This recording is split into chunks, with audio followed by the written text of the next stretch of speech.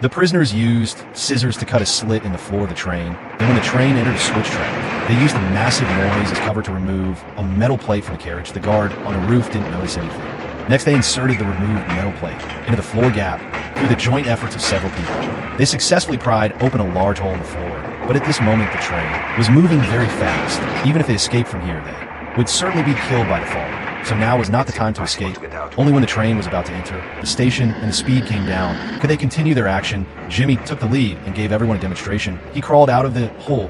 His body slid along the tracks for a distance, then released his hands and landed smoothly. Next, everyone followed Jimmy's method and successfully escaped from the train, safely landing on the ground, then finding the right moment they rolled out from under the train, but they didn't immediately flee. Instead, when the guards weren't paying attention, they climbed back onto the train because this train was transporting prisoners of war and each carriage had a soldier guarding it. Next, Jimmy and his group prepared to rescue all 500 prisoners of war on the train under extremely dangerous conditions.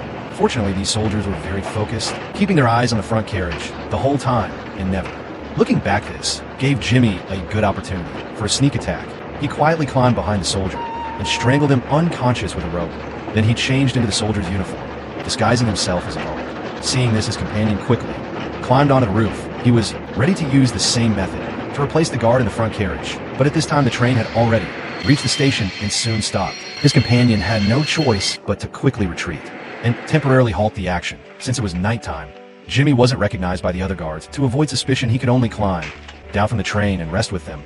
The observant Jimmy noticed that the guard were all resting on the same side of the train. So he quickly had his companion, hiding under the train, go to the other side of the train and open the last carriage, releasing the prisoners of war inside. In an instant, they had dozens more helpers his companion led the group onto the roof, then divided them into groups of 2. At the right moment, they jumped off the train simultaneously, easily subduing the unprepared guards. By the time the officer on the train reacted, Jimmy and his companion had already rushed up with guns. But before they had time to celebrate, they discovered another train approaching from behind.